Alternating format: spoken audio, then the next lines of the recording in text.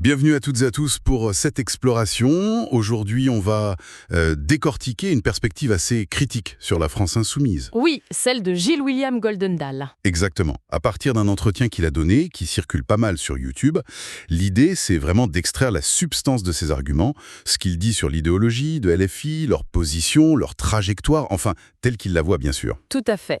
Et l'analyse de Goldendahl, telle qu'il la présente dans cette source, elle tourne autour de plusieurs points clés. Il y a cette question de l'intolérance qu'il attribue à LFI, la position sur le Hamas, évidemment, des affirmations très controversées sur un sentiment anti-blanc. Oui. Sa critique de la police aussi, les accusations d'antisémitisme, d'antisionisme, et puis son regard sur l'évolution de Mélenchon lui-même. C'est important de le dire, on expose ici les thèses de Goldendahl, c'est son point de vue qu'on analyse. C'est ça, on décrypte sa lecture des choses. Bon alors, commençons peut-être par ce premier point. L'intolérance et la position sur le Hamas. Ça a fait beaucoup de bruit ? Ah oui, d'entrée de jeu, Goldendahl affirme que l'intolérance, ce serait fondamental chez LFI. Il reprend même cette vieille formule « pas de liberté pour les ennemis de la liberté ». D'accord. Et très vite, il en arrive à la position de LFI sur le Hamas. Le fait qu'il l'ait qualifié de mouvement de résistance, et ça même avant le 7 octobre. Oui, je me souviens de ça. Et lui, comment il analyse cette qualification ? C'est juste une posture pour lui ? Une stratégie ? Alors c'est là que ça devient intéressant, dans son analyse en tout cas. Il dit que c'est mensonger sur le plan factuel, parce que pour lui, ça masque la nature terroriste du Hamas. Ok. Mais, et c'est le paradoxe qu'il soulève, il pense que c'est aussi sincère. Sincère ? Comment ça, sincère ? Si c'est mensonger. Ben oui. Sincère dans le sens où ce ne serait pas uniquement une manœuvre électoraliste. Il utilise une expression assez directe, il parle de stratégie putassière électoraliste, mais il dit que ce n'est pas que ça. D'accord. Mais alors, si c'est pas juste électoraliste, s'il y a une forme de sincérité là-dedans, selon lui, quelle serait la motivation profonde ? D'où ça viendrait ? Eh bien, pour Goldendahl, cette sincérité supposée, elle s'inscrirait dans un combat beaucoup plus large, une espèce de lutte idéologique contre les États-nations occidentaux.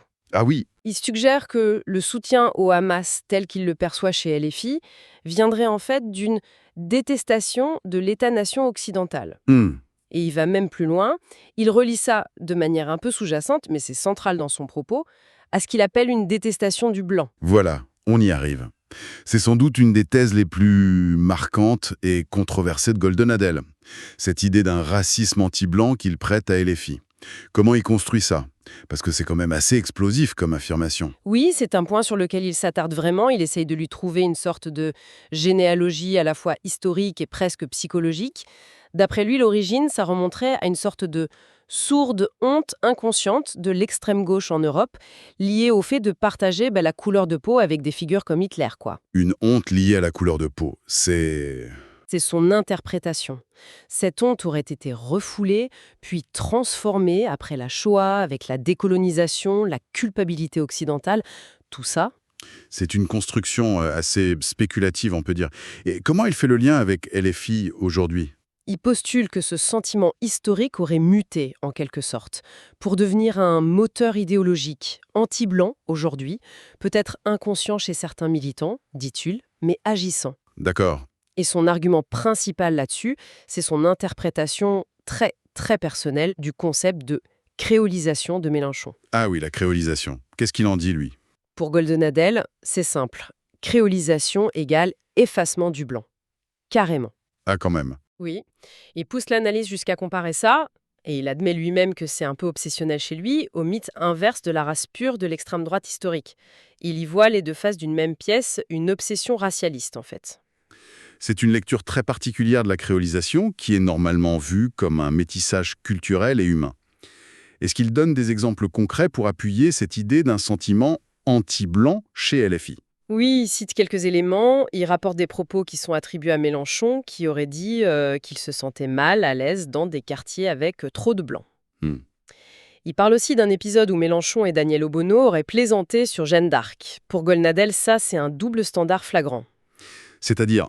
Il soutient qu'il ne se permettrait jamais, par exemple, de blaguer sur la femme de Mahomet ou de se plaindre qu'il n'y a pas assez de blancs dans un quartier majoritairement non blanc. C'est ça son point. Et à partir de là, il généralise un peu. Il relie ça à ce qu'il voit comme une soumission inconsciente au monde non blanc, une sorte de crainte révérencieuse de l'autre violent, dit-il. D'accord. Il mentionne aussi un cas précis, celui d'une humoriste, elle, Anastasia Track, c'est le nom dans la source, qui aurait insulté les Gouers, donc les Blancs, pendant un spectacle. Oui. Et selon le récit de Golnadel, quand un spectateur blanc serait parti, l'humoriste aurait dit « Tant mieux, on va rester entre nous ». Et là, des sympathisants et les filles présents auraient applaudi. Ah oui. Et Golnadel souligne ce qu'il considère comme un silence total des organisations antiracistes face à ce qu'il appelle du racisme classique, tout simplement. Donc, pour résumer sa pensée là-dessus, un sentiment anti-blanc et un deux poids, deux mesures dans les réactions. Ça nous amène à l'évolution de Mélenchon. Goldenadel suggère qu'il a beaucoup changé. Oui, absolument. Il s'appuie là sur une référence à un livre, La Meute, qui citerait Raquel Garrido. Ah oui. Qu'est-ce qu'elle aurait dit? Elle aurait dit que Mélenchon, il y a 5 ou 10 ans, la Palestine, ça n'intéressait pas vraiment. D'accord. Et comment Goldenadel interprète ce changement? C'est purement tactique? Électoraliste? Alors, encore une fois, c'est ce mélange. Oui, il y voit une part de stratégie électorale, bien sûr, mais il insiste pour dire que c'est aussi une véritable évolution.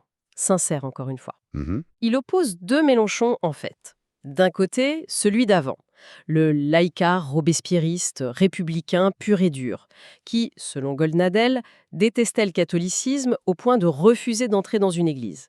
Et donc, par extension pour lui, dans une mosquée. Ok, le Mélenchon laïcard intransigeant. Et de l'autre côté? De l'autre côté, le Mélenchon d'aujourd'hui. Celui qui parle de créolisation, avec l'interprétation très négative qu'en fait Golnadel, donc effacement du blanc. Celui qui adopte des positions que Golnadel juge pro-islamistes. Et donc pour Golnadel, c'est pas de l'hypocrisie. Non, justement. Pour lui, Mélenchon assume. Il assume maintenant cette détestation du blanc que Golnadel lui prête depuis le début. L'évolution serait réelle, idéologique, pas juste une façade. Bon, passons à un autre gros morceau de la critique de Golnadel, l'antisémitisme et l'antisionisme. Là, il est très direct. Quels sont ses arguments? Oui, il est très direct. Ses arguments sont assez construits.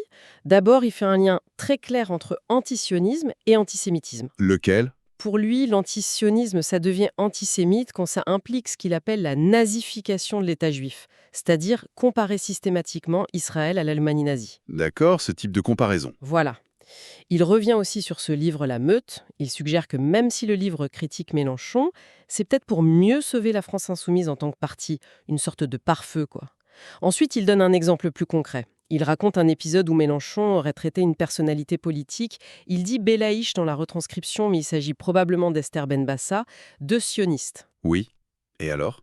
Selon Golnadel, cette personne affirmerait n'avoir jamais vraiment pris position publiquement sur Israël. Donc il en conclut que si Mélenchon la traite de sioniste, c'est uniquement à cause de son nom à consonance juive. Et ça, pour lui, c'est un acte antisémite. C'est une accusation très forte, basée sur une interprétation d'une intention. Il va même plus loin, il me semble, jusqu'à exhumer de vieux clichés. Oui, et ça, c'est peut-être un des points les plus saisissants de son analyse. Golnadel affirme que Mélenchon irait jusqu'à réactiver le vieux cliché antisémite du peuple juif décide. Ah oui? Comment? Il fait référence à des propos où Mélenchon aurait dit en gros que ce sont les compatriotes de Jésus qui l'ont mis sur la croix. Et là, Golnadel souligne ce qu'il voit comme une ironie terrible. Mélenchon, l'ancien laïcard, qui détestait le catholicisme, utiliserait maintenant un argumentaire qu'il associe à l'antijudaïsme catholique d'avant Vatican II. Paradoxal en effet. Voilà. Sa conclusion là-dessus, elle est sans appel. LFI serait devenu décomplexé par rapport aux Juifs. Ils auraient largué les amarres de la responsabilité républicaine sur ce sujet. C'est une lecture qui connecte beaucoup d'éléments historiques, religieux, politiques. C'est dense. Abordons maintenant la question de la police. La critique de LFI sur la police, ce que Goldenadel appelle la haine anti-fric. Là aussi, il voit une évolution. Oui, une continuité et une évolution. Pour lui, cette haine anti-flic, c'est un truc classique de l'extrême gauche. Il rappelle le CRS égale SS de 68. D'ailleurs, il relie même ça, dans sa logique un peu globale, à l'impact post-Shoah dont on parlait. D'accord, une tradition historique, mais il dit que LFI l'a modernisée. Qu'est-ce que ça veut dire? Modernisé dans le sens où l'accent ne serait plus mis sur le policier comme briseur de grève ou comme symbole de l'État contre les libertés, comme dans la vieille tradition marxiste ou anarch, quoi. Mhm. La figure centrale de la critique LFI aujourd'hui, ce serait le policier raciste, celui qui cible les jeunes des quartiers, l'anti-arabe ou anti-noir. La haine anti-flic, elle aurait changé de cible prioritaire, si on veut. Elle s'est adaptée au discours sur les discriminations. Et Goldenald revient aussi sur des épisodes précis, comme la perquisition chez LFI, avec Mélenchon qui dit « L'État c'est moi, vous obéirez ». Qu'est-ce qu'il en fait de ça? Pour lui, c'est pas juste un coup de colère, c'est un message politique hyper fort. Ça voudrait dire attention, quand on sera au pouvoir, l'État, la force publique, ça ne sera plus pareil. C'est-à-dire? Ça voudrait dire que cet État se retournerait contre ceux qui ont l'autorité aujourd'hui, les juges, les flics, pour servir ce que Goldenadel appelle la nouvelle France créolisée. En gros, un scénario où les alliés de LFI, qu'il associe aux populations immigrées et à l'islamisme, prendraient le dessus. C'est une vision très... Conflictuel de l'avenir. Oui, très. Et tout ça s'inscrirait, toujours selon lui, dans une folle détestation irrationnelle du vieux peuple français, c'est ses mots. Il note aussi une contradiction des figures LFI qui critiquent la police comme Thomas Porte, mais qui ont une protection policière. Qu'est-ce qu'il en dit? Ah, ça, il l'évacue assez vite. Il dit en gros, ils ne sont pas à une contradiction près. Pour lui, les faits, les paradoxes, ça pèse pas lourd face à ce qu'il voit comme des théories, des fantasmes idéologiques. Il insiste beaucoup sur le côté fantasmatique, irrationnel de LFI, et il relie ça aussi à ce qu'il appelle l'ultraviolence et l'intolérance dans les manifs soutenus par LFI, en revenant sur sa citation du début « Pas de liberté pour les ennemis de la liberté ». D'accord. Cette critique très dure de LFI, elle s'étend aussi aux médias, aux pseudo-élites, comme il dit. Qu'est-ce qu'il leur reproche exactement? C'est un point essentiel de sa conclusion, ça. Il soutient que, malgré tout ce qu'il dénonce, l'antisémitisme, le discours anti-France, anti-blanc, eh bien, LFI échapperait à une condamnation vraiment ferme et générale dans l'espace public. Ah bon? Comment ça? Il prend l'exemple des grands médias. Il dit, par exemple, qu'on ne voit pas d'édito dans Le Monde qui qualifierait Mélenchon d'antisémite. Il note aussi qu'on hésite toujours, surtout dans l'audiovisuel public, à dire extrême gauche pour LFI, alors que pour le RN ou Reconquête, on dit extrême droite sans problème. Et la conséquence de ça, selon lui?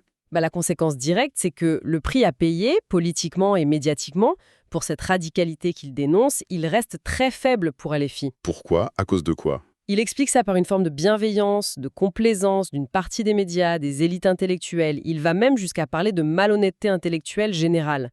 Et il dit que cette malhonnêteté est presque plus coupable que LFI elle-même parce qu'elle laisse ses idées se diffuser sans vrai barrage. Face à ce tableau, qui est quand même très sombre, comment il voit l'avenir? Il est complètement pessimiste.